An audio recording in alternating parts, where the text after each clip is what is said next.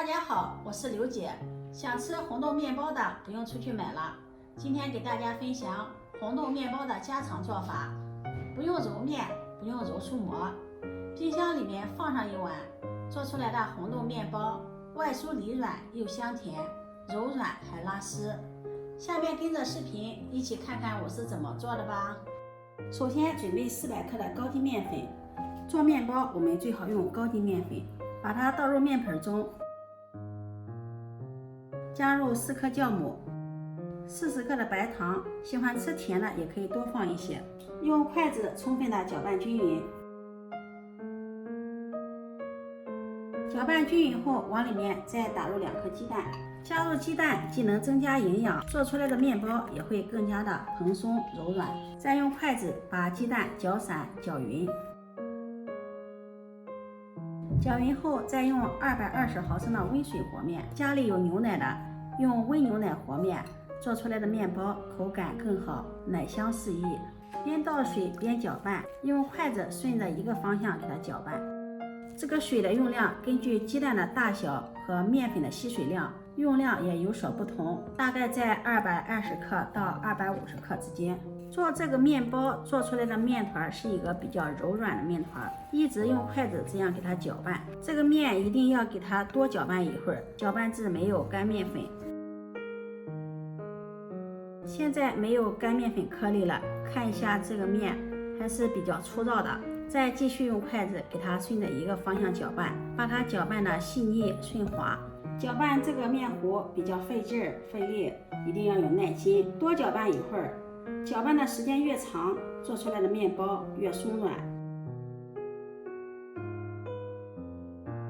搅拌均匀、搅拌细腻后，往里面加入20克的玉米油。家里有黄油的也可以用黄油，没有黄油的用玉米油代替，口感一样好。再用筷子给它搅拌均匀。这个时候可以下手给它整理一下，把它整理成面团。这个面非常的柔软，整理成这样的面团，盖上保鲜膜，放到冰箱里面低温发酵1个晚上。这个面团我们可以头天晚上和好，第二天早晨起来直接做，节省时间。如果是当天做的话，可以醒面6到8个小时。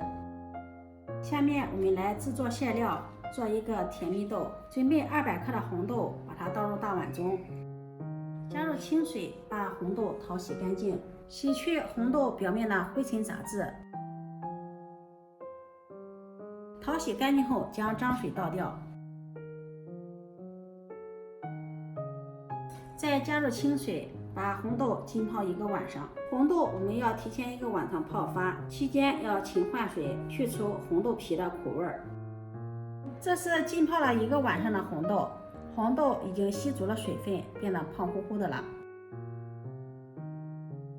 把红豆控水捞出，直接放入电饭锅中，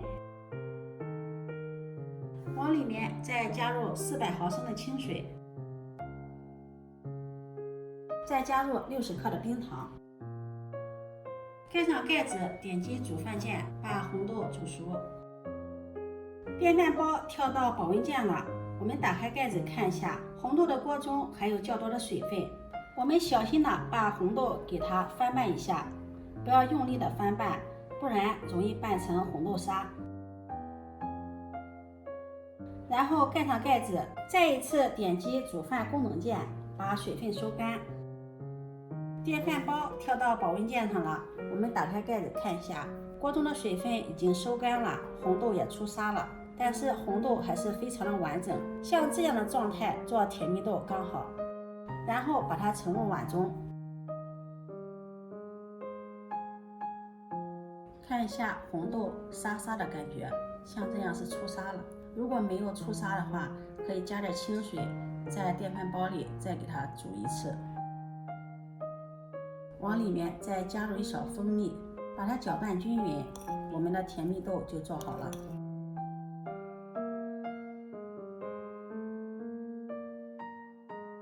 这是醒发了1个晚上的面糊，我们用手抓一下看看，非常的有筋性韧性，里面也有很多的蜂窝组织。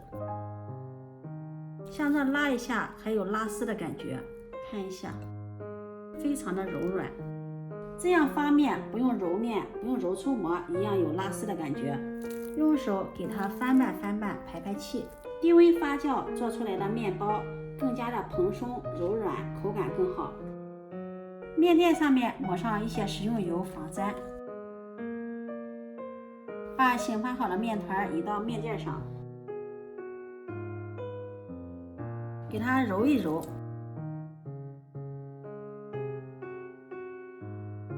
再把它整理成长条，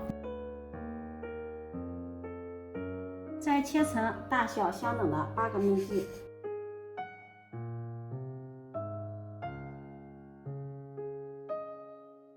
再把每个面剂给它整理一下。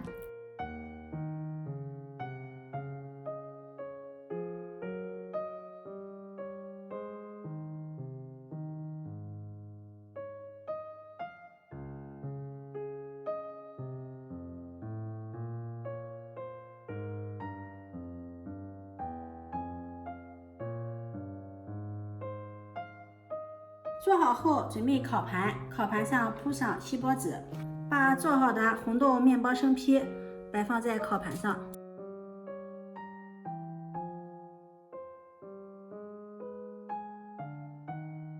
盖上保鲜膜，醒发至1.5倍大。由于是低温发酵的，醒发的时间有些长，大约需要30分钟左右。30分钟后，我们看一下红豆面包，体积明显变大了许多。在面包生坯上面刷上食用油，这样烤出来的表皮会更加的酥脆。烤箱提前预热5分钟，把烤盘放到烤箱的中层，